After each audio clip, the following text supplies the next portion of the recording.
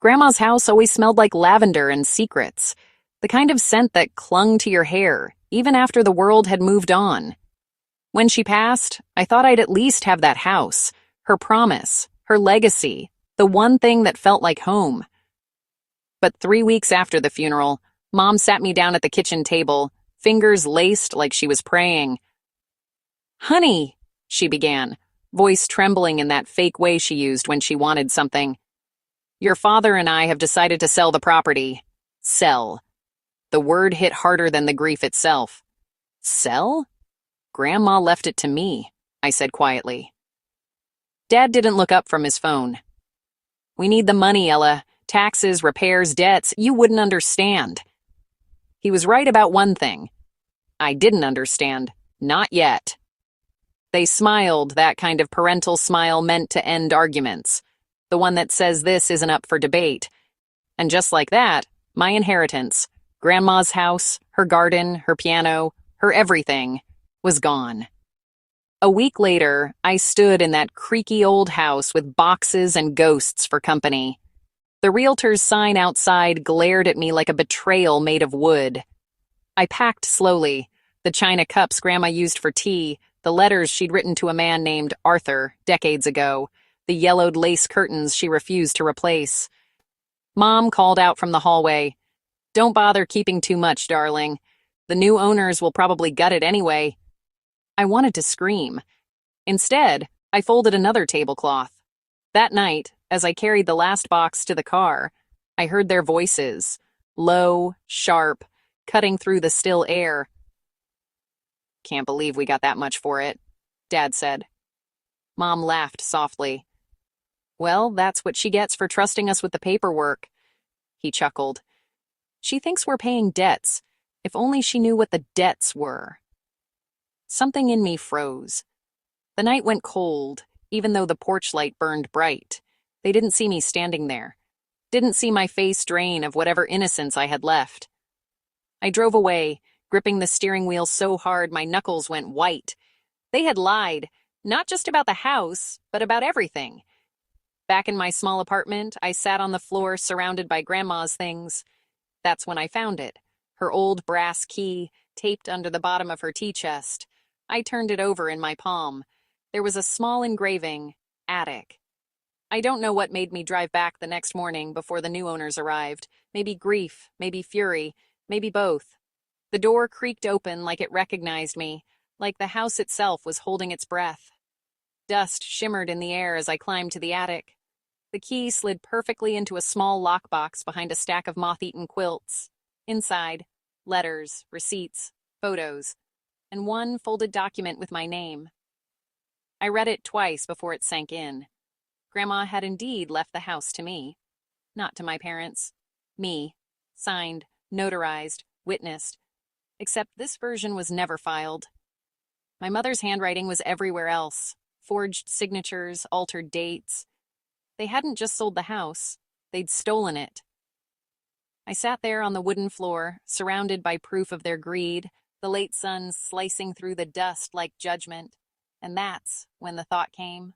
Not loud, not sudden, but quiet and sharp. They sold my inheritance, so I'll sell their secrets. They thought they'd written the final chapter, but I was just picking up the pen. The box wasn't locked to keep things in. It was locked to keep people out. I sat in that attic for an hour before I could bring myself to open the rest of it. The forged documents were enough. Proof that my parents had stolen what Grandma left me. But something told me to keep digging. Something whispered. They didn't just steal from you. Beneath the will, wrapped in tissue paper that crumbled at my touch, were letters. Dozens of them. All addressed to people I'd never heard of. I unfolded the first one carefully. It was from my father, dated 8 years ago, to someone named R. Castellano. The words made my stomach turn. As discussed, the donation will be rerouted through the usual channels. No one will trace it back to us. The charity exists on paper only. A fake charity. My father ran a fake charity. I grabbed another letter. This one from my mother, handwritten on expensive stationery, to a city councilman. Thank you for your continued support on the zoning issue. The consulting fee has been transferred as promised. Bribes. She was bribing local officials. My hands shook as I pulled out more bank statements from offshore accounts in the Cayman Islands, receipts for cash withdrawals that didn't match any legitimate business, photos of my parents at fundraising galas they'd organized for causes that didn't exist. Every piece of paper was another lie, another scam, another person they'd fooled. I thought about all those years growing up, the fancy dinners, the charity work my mother loved to brag about at church, the way Dad always had an answer when neighbors asked how business was going. It was all blood money, stolen, laundered, hidden. And Grandma's house? That was just the latest score. I sat back against the dusty wall, my chest tight. The grief I'd been carrying since her funeral twisted into something else, something colder, sharper. They didn't just take my inheritance. They built their entire life on theft. I heard a car door slam outside, footsteps on the gravel driveway. Ella, you still here? Mom's voice, sweet as poison. I shoved everything back into the box, locked it, and slipped the key into my pocket.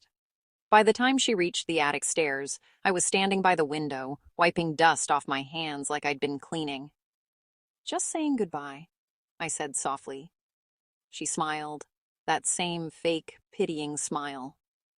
I know this is hard, sweetheart, but it's for the best. I looked at her, really looked at her, the pearls around her neck, the designer bag on her arm, the manicured nails that had never done a day of honest work, all of it bought with someone else's money. Yeah, I said. I'm sure it is. She didn't catch the edge in my voice. She never did. That night, I spread everything out on my apartment floor. Letters, statements, photos, receipts, a paper trail of greed that went back over a decade. I took pictures of every single document, organized them by date, cross-referenced names with public records online. R. Castellano? A developer who'd been investigated for fraud 3 years ago. Case dropped due to lack of evidence. The councilman? Still in office, still making decisions that probably lined his pockets. The charity? Dissolved 2 years after it started. No records of where the donations went. My parents weren't just liars. They were criminals, and they'd been getting away with it because no one thought to look. I stared at the pile of evidence until my vision blurred. Part of me, the old me, the one who still believed family meant something, wanted to confront them, to ask why, to give them a chance to explain. But the new me, the one born in that attic, holding proof of their sins, she knew better. I opened my laptop and started a new folder, labeled it Insurance. Then I leaned back, staring at the screen, and whispered the words that would change everything. You sold my inheritance, Mom. I clicked save. Now I'll sell your truth.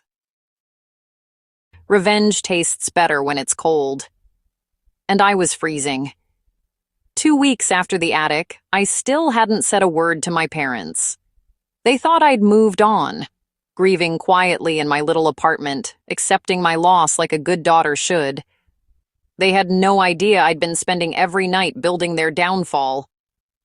I started with the offshore accounts, traced the shell companies back to their sources using public records and a few well-placed Google searches.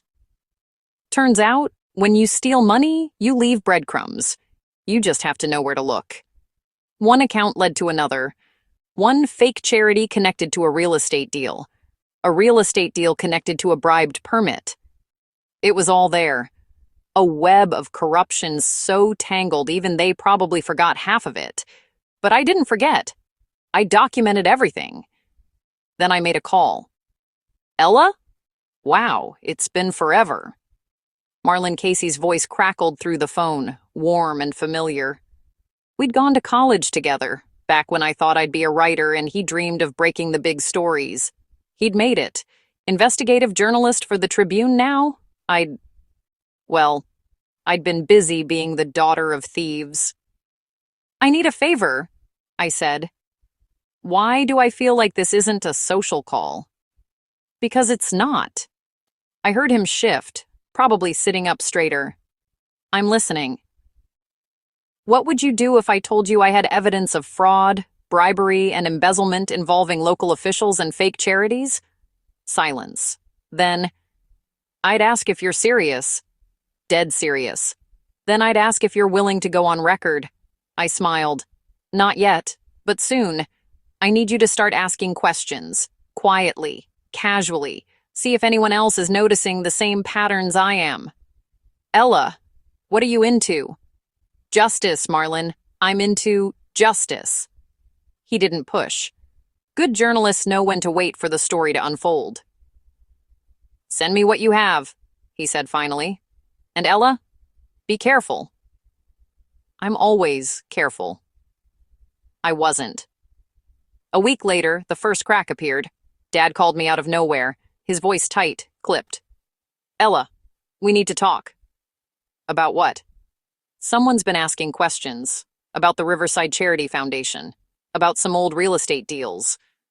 I kept my voice neutral. That's weird. Why would they ask you? Because my name came up. He paused. Yours did too. My heart kicked, but my voice stayed steady. Mine? I don't know anything about your business, Dad. You made that clear when you sold Grandma's house without telling me? The silence on the other end was sharp enough to cut. This isn't a joke, Ella. I'm not laughing. He hung up. I sat there, staring at my phone, adrenaline buzzing under my skin. Marlon was doing his job, and they were starting to panic. Good. 2 days later, Mom showed up at my apartment, unannounced, uninvited. She stood in my doorway holding a bakery box, smile plastered on like a mask. I brought croissants. Can I come in? I wanted to slam the door in her face, but I stepped aside instead. She settled onto my couch like she owned it, smoothing her skirt, glancing around my tiny space with barely concealed pity. So, she said lightly, your father's been a little stressed lately. Oh? There's been some misunderstanding with the press. Someone spreading rumors about old business dealings. I sipped my coffee, didn't blink. That sounds awful. Her eyes locked onto mine, sharp, searching. You wouldn't know anything about that, would you, darling? I met her gaze head on, smiled softly, innocently. Why would I know anything about your business, Mom? I'm just the girl whose inheritance you sold, remember? Her jaw tightened, but she kept smiling. Of course. I just thought, maybe you'd been talking to someone? An old friend, perhaps? She knew about Marlon, or suspected. I leaned back, casual as Sunday morning. I talk to lots of old friends. It's what people do when they have nothing left but memories. The silence stretched. Then she stood, gathering her purse, leaving the croissants untouched. Be careful, Ella, she said quietly. Family secrets have a way of hurting everyone. You're right, I said, walking her to the door. They do. She paused in the hallway, looking back at me one last time. And for just a second, I saw it. Fear flickering behind her perfect composure. I closed the door, locked it, and smiled. The bait was set. Now I just had to wait for them to take it. And oh, they would. They always did. The invitation came 3 days later. Thick cream cardstock, my mother's perfect cursive. Join us for dinner this Saturday. It's been too long. Love, Mom and Dad. I almost laughed. They were trying to control the narrative, pull me close, keep me where they could see me, make sure their daughter wasn't the leak. I texted back, I'll be there. Saturday arrived with the kind of cold rain that makes everything feel like a bad omen. I dressed carefully, black dress, pearls, grandma's, heels that clicked like a countdown. I looked like the perfect daughter. I felt like a loaded gun. The house was blazing with light when I arrived. Cars lined the driveway, expensive ones. A catered dinner party, of course. Mom opened the door, champagne glass already in hand, smile bright as a knife.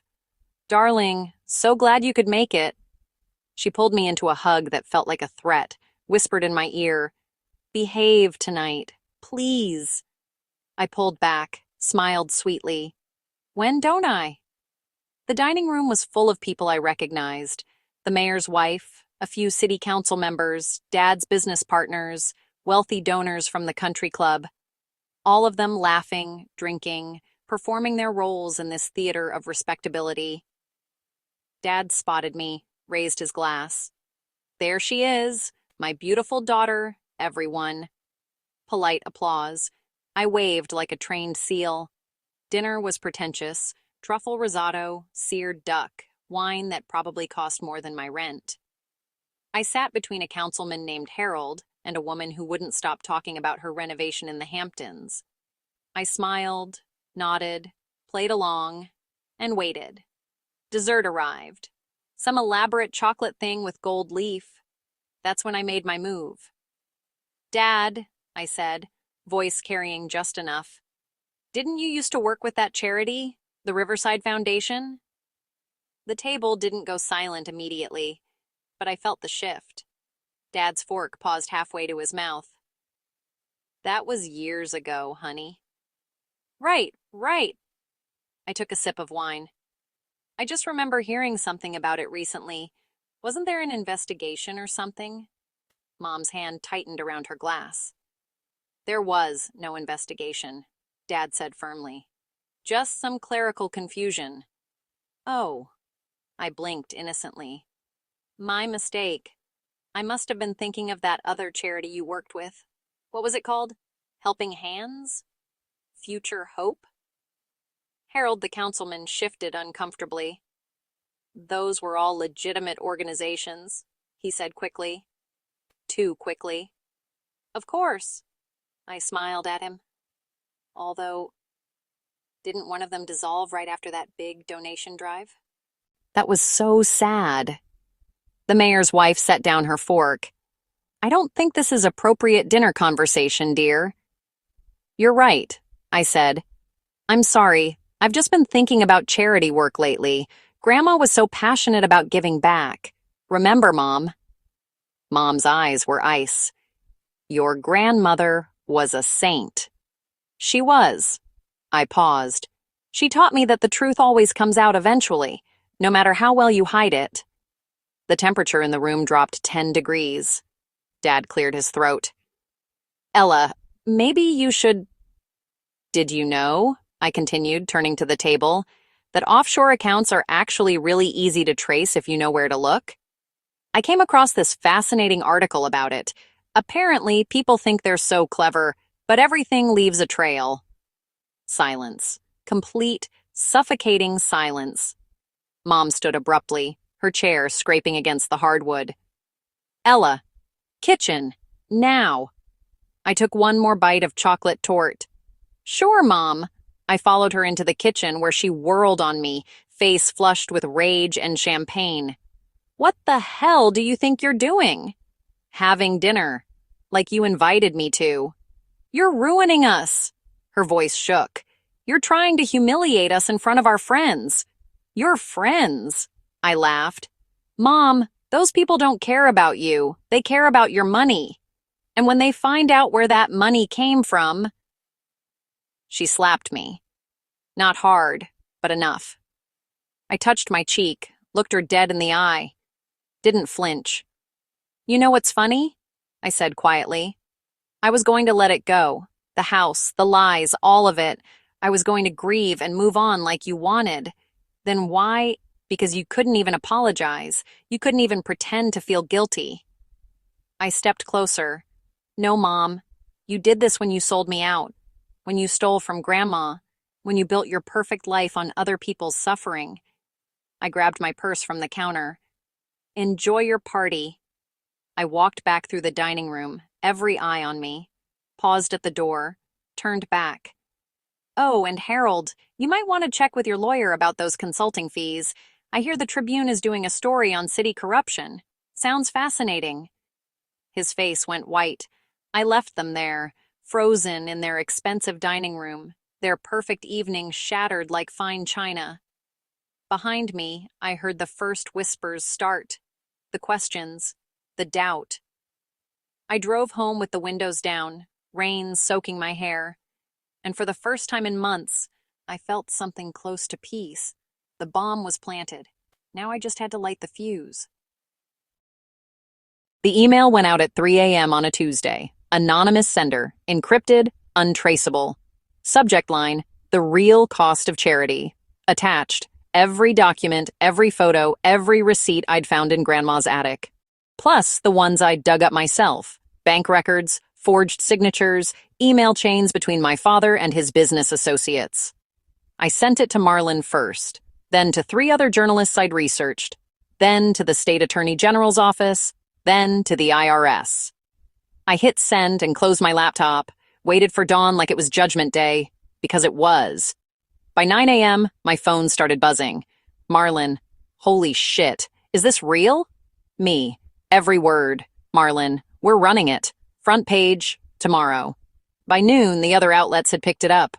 Local news vans appeared outside my parents' house. I watched from my car, parked 3 blocks away, coffee going cold in my hand. A reporter shoved a microphone at my father as he tried to leave for work. Mr. Harrison, can you comment on allegations of fraud involving the Riverside Foundation? Dad's face went red. No comment. What about the offshore accounts in the Cayman Islands? I said no comment. He shoved past them, got in his car, and drove away with cameras flashing. Mom lasted until 2 p.m. before she cracked. She came outside in her bathrobe, something she'd never been caught dead in publicly. Mascara streaked down her face. My daughter is lying, she screamed at the cameras. She's vindictive and cruel, and she's making this up because she didn't get what she wanted. The reporters ate it up. I recorded every second on my phone. By evening, the story was everywhere. Local couple accused of running fake charities, bribing officials, grandmother's will forged, inheritance stolen, offshore accounts and missing donations. Where did the money go? The comments sections were brutal. People they'd scammed, donors they'd betrayed, neighbors who'd always suspected something. Everyone had a story. And I watched it all burn from the safety of my apartment, glass of wine in hand, feeling nothing but cold satisfaction. The investigation moved fast. Turns out, when you hand law enforcement a case wrapped in a bow, they actually do their jobs. Within 2 weeks, my parents' assets were frozen. Bank accounts, properties, cars, everything. Dad's business partners abandoned him. Mom's country club friends stopped returning calls. The fancy house they'd bought with dirty money, seized. And Grandma's house, my house, was put up for auction to pay back creditors. I showed up the day of the sale wearing Grandma's pearls. My parents weren't there. Their lawyers had advised them not to be. Smart. The auctioneer started the bidding low. The house needed work. The scandal had tainted it. Nobody wanted the blood money estate. Except me. I raised my paddle. 50,000. A few other bidders jumped in. Flippers, probably, looking for a deal. The price climbed. 75. 80. 90. I waited until they started dropping out. Then I went in for the kill. 150,000. Silence. The auctioneer looked around. Going once, going twice. I held my breath. Sold to bidder number 47. I signed the papers in a daze. Walked out with the deed in my hands. Grandma's house, legally mine this time. The way it should have been from the start. I drove there immediately. Let myself in with the old key I'd kept. The house was empty now. Everything sold off to pay debts. But it still smelled like lavender. Like home. I stood in the living room where Grandma used to play piano, where she'd taught me to bake cookies, where she'd promised me, hand on her heart, that this place would always be mine. My phone buzzed.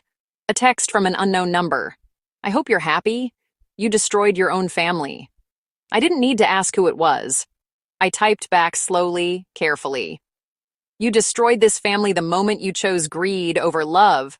I just made sure everyone else knew it too. I hit send, blocked the number. Another text came through. Marlon. Article won the State Journalism Award. Thank you for trusting me with this. I smiled. Thank you for believing me. I walked through the empty house, my footsteps echoing. Tomorrow I'd start repairs, new paint, new furniture. I'd bring it back to life the way Grandma would have wanted. But tonight, I just stood in the middle of the living room and breathed. They'd sold my inheritance for money. I'd sold their secrets for justice. And finally, the debt was paid. 6 months later, the house was mine in every way that mattered. Fresh paint, new curtains, Grandma's piano, which I'd tracked down and bought back from an estate sale. My parents? They lost everything in the settlement. The fake charities, the bribes, the forged will. All of it came out in court.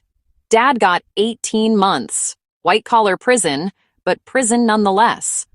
Mom got probation and community service. Ironic, considering she'd spent years pretending to care about the community. I saw them once after sentencing. Bankruptcy hearing, glass partition between us. Mom looked smaller somehow. Dad wouldn't meet my eyes. I didn't feel guilty. I didn't feel triumphant either. I just felt done. Some people said I went too far. That family should forgive family, that I should have handled it privately. To those people, I say this. They had their chance to do the right thing. Every single day for years, they could have stopped. Could have been honest. Could have honored the woman who raised them. They chose greed instead. I just made sure they paid the price. Now I live in Grandma's house. I remember her hands, worn and honest. The way she'd look you dead in the eye and say, "The truth is the truth, even when it hurts." I think she'd understand. They sold my inheritance for money. I sold their secrets for peace. And you know what? I'd do it again. So here's my question for you. Would you have done the same, or would you have let them get away with it? Drop your answer in the comments below. I'll make sure I read every single one. And if this story had you hooked from start to finish, smash that like button and subscribe so you don't miss the next one.